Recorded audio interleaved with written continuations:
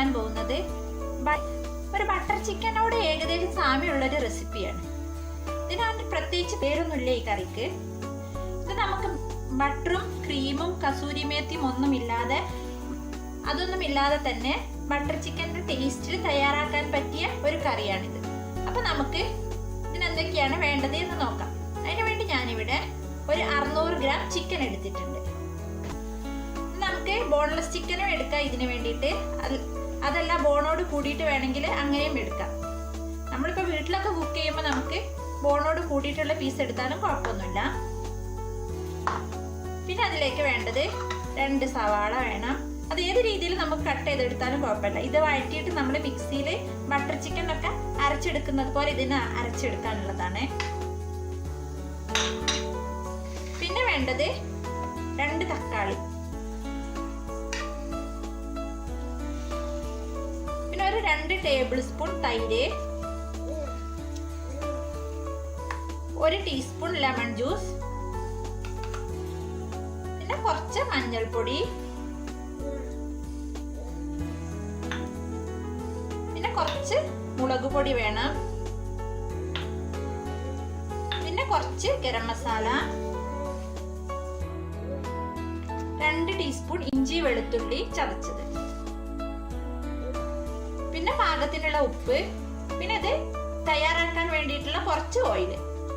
അപ്പൊ ഇത്രയും കുറച്ച് ഇൻഗ്രീഡിയൻസ് വെച്ചിട്ട് നമുക്കിത് എങ്ങനെയാണ് ഒരു ബട്ടർ ചിക്കൻ്റെ ടേസ്റ്റിൽ തയ്യാറാക്കാമെന്ന് നോക്കാം. ആദ്യം നമുക്ക് ഈ ചിക്കൻ ഒന്ന് മാരിനേറ്റ് ചെയ്യണം. ആദ്യം നമുക്കൊരു വലിയ ബൗൾ എടുക്കാം.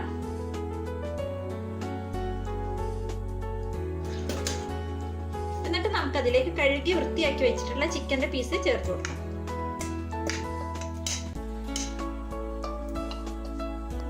ഇനി നമുക്കിതിലേക്ക് 1 ടീസ്പൂൺ ഇഞ്ചി വെളുത്തുള്ളി ചതച്ചത് ചേർത്ത് കൊടുക്കാം. പിന്നെ നമുക്കിതിലേക്ക് 2 ടേബിൾ സ്പൂൺ തൈര് ചേർക്കാം.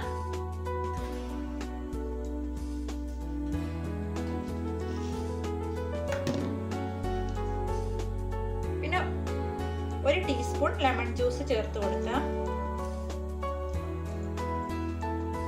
ഇതിലേക്ക് പാകത്തിനുള്ള ഉപ്പ് ചേർത്തിട്ട് നമുക്കിതിനൊന്ന് മാരിനേറ്റ് ചെയ്തെടുക്കാം.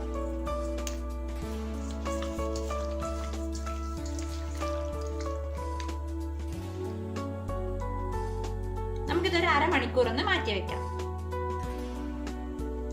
നമ്മൾ മാരിനേറ്റ് ചെയ്ത ചിക്കൻ നമുക്കൊന്ന് ഷാലോ ഫ്രൈ ചെയ്തെടുക്കണം. അതിനുവേണ്ടി ഒരു പാൻ ഒന്ന് ചൂടാക്കി എടുക്കാം.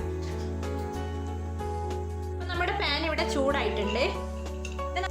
ഇതിലേക്ക് ഒരു 3 ടേബിൾ സ്പൂൺ ഓയിൽ ഒഴിച്ചു കൊടുക്കാം.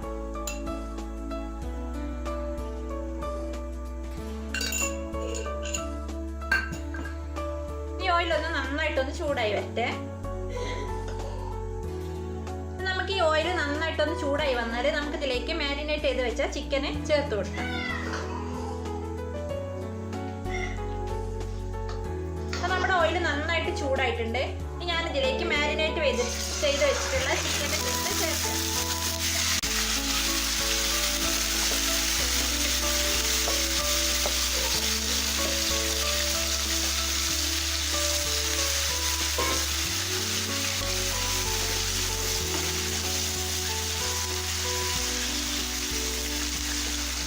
ചിക്കൻ നന്നായിട്ട് ഫ്രൈ ആയി വരേണ്ട ആവശ്യമൊന്നുമില്ല. ഇതിനകത്തുള്ള വാട്ടർ കണ്ടന്റ് നന്നായിട്ടൊന്ന് വറ്റി വന്നാൽ മതി. സാധാരണ നമ്മൾ ബട്ടർ ചിക്കനിലേക്ക് ഫ്രൈ ചെയ്യുന്നത് പോലെ ഒന്ന് ഫ്രൈ ചെയ്ത് എടുത്താൽ മതി. ഈ ചിക്കനിൽ നിന്ന് ഇറങ്ങി വന്ന വെള്ളമൊക്കെ നന്നായിട്ടൊന്ന് വറ്റുന്നത് വരെ നമുക്കിതിനെ ഒന്ന് ഫ്രൈ ചെയ്തെടുക്കാം. ഇപ്പം നമ്മുടെ ചിക്കനിലുള്ള വെള്ളമൊക്കെ വറ്റിയിട്ടുണ്ട്. ഇനി ഇതിനെ കോരിയെടുക്കാം. ഇനി നമുക്ക് ഈ ചിക്കൻ ഇതിൽ നിന്ന് കോരിയെടുക്കാം.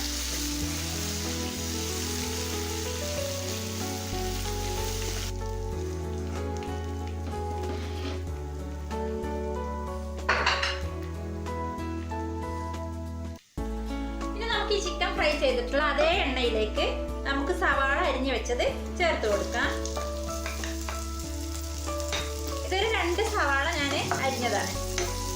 നമുക്കിതിനെ ജസ്റ്റ് ഒന്ന് ഫ്രൈ ചെയ്തെടുക്കാം. ഇതൊന്ന് വാടി കിട്ടിയാൽ മതി നമുക്ക്.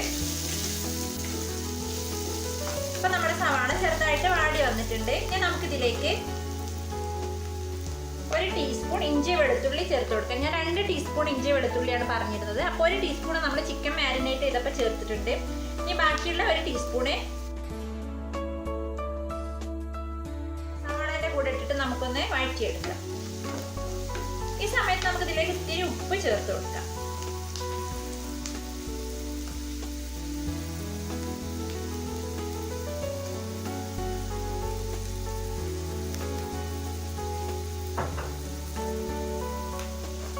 ഇഞ്ചി വെളുത്തുള്ളിന്റെ പച്ചച്ചുവയൊക്കെ ഒന്ന് മാറുന്നത് വരെ നമുക്ക് ഇതിനെ ഒന്ന് വഴറ്റിയെടുക്കാം.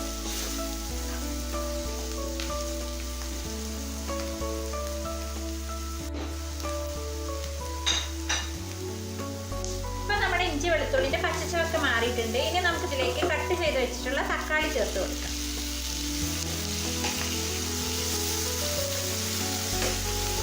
ഇനി നമുക്ക് ഈ തക്കാളി ഒന്ന് നല്ല കുക്കായി വരണം. അപ്പൊ അതുവരെ നമുക്ക് ഇതിനെ ഒന്ന് വഴറ്റാം.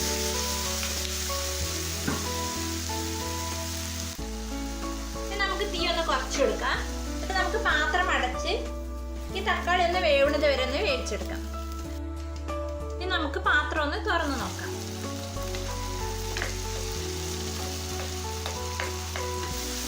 നമ്മുടെ തക്കാളിയൊക്കെ വെന്ത് വരുന്നുള്ളൂ. അപ്പൊ നമുക്ക് കുറച്ച് സമയം കൂടെ ഇതൊന്ന് കുക്ക് ചെയ്തെടുക്കാം. തക്കാളി ഏകദേശം നന്നായിട്ടൊന്ന് വെന്ത് ഉടയണം.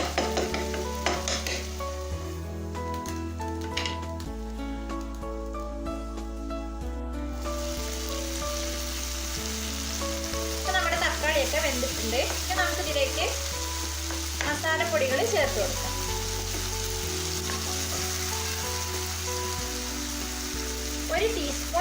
ഒരു ടീസ്പൂൺ കാശ്മീരി മുളക് പൊടി ചേർക്കാം. കാശ്മീരി മുളക് ആയാലും നല്ല കളർ കിട്ടും. പിന്നെ ഒരു അര ടീസ്പൂൺ ഗരം മസാല,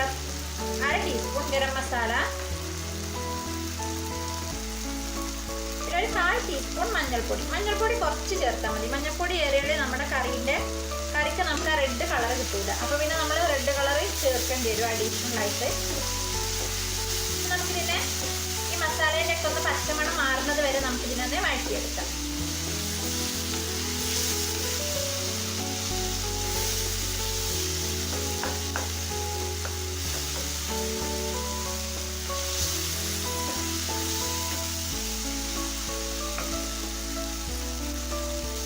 നമ്മുടെ മസാലേന്റെ പച്ചമണമൊക്കെ മാറിയിട്ടുണ്ട്.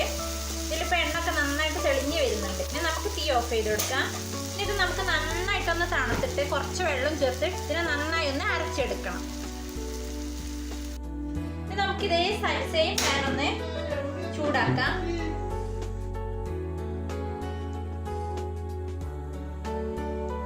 പാൻ ഒന്ന് ചൂടായി വന്നാൽ നമുക്ക് ഇതിലേക്ക്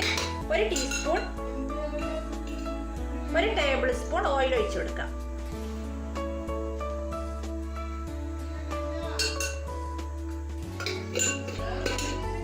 ഇനി ഓയിൽ ഒന്ന് ചൂടായി വരട്ടെ. ഇപ്പൊ നമ്മുടെ ഓയിൽ ഇവിടെ ചൂടായിട്ടുണ്ട്. ഇനി നമുക്ക് ഇതിലേക്ക് അരച്ചെടുത്ത പേസ്റ്റ് ചേർത്ത് കൊടുക്കാം.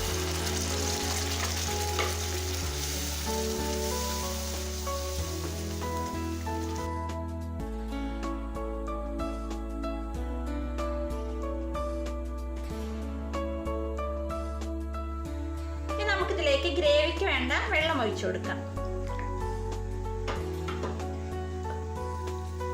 ഈ ഗ്രേവി നന്നായിട്ടൊന്ന് തിളച്ച് വരണം. അപ്പൊ നമുക്ക് പാത്രം കുറച്ച് സമയം ഒന്ന് അടച്ചു കൊടുക്കാം.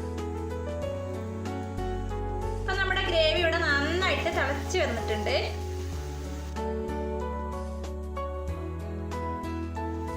ഇനി നമുക്കിതിലേക്ക് ഫ്രൈ ചെയ്ത് വെച്ചിട്ടുള്ള ചിക്കന്റെ പീസ് ചേർക്കാം.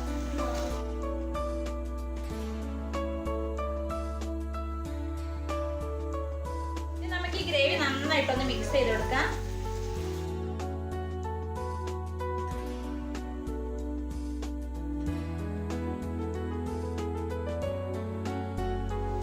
ഈ ഗ്രേവിയിൽ കിടന്നിട്ട് ചിക്കന് ബാക്കി ഭാഗം കൂടെ ഒന്ന് നന്നായിട്ടൊന്ന് കുക്കായി വരണം.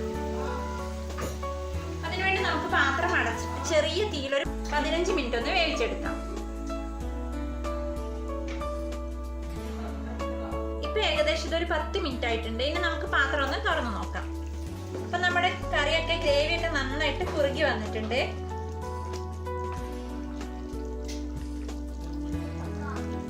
നമുക്ക് ഉപ്പൊന്ന് നോക്കാം.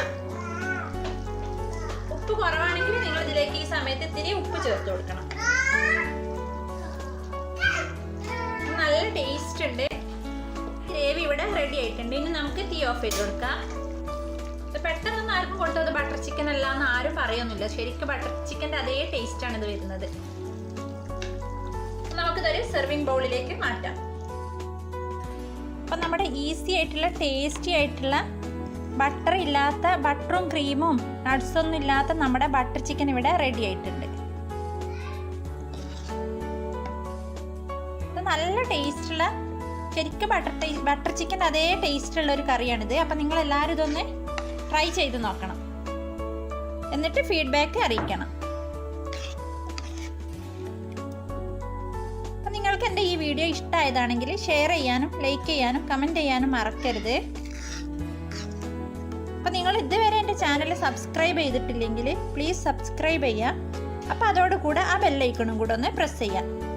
അപ്പോഴേ ഞാൻ പുതുതായിട്ട് അപ്ലോഡ് ചെയ്യുന്ന വീഡിയോസൊക്കെ നിങ്ങൾക്ക് നോട്ടിഫിക്കേഷനായിട്ട് കിട്ടുകയുള്ളൂ. അപ്പോൾ നമുക്ക് നല്ലൊരു വീഡിയോയുമായി വീണ്ടും കാണാം. Take care. ബൈ.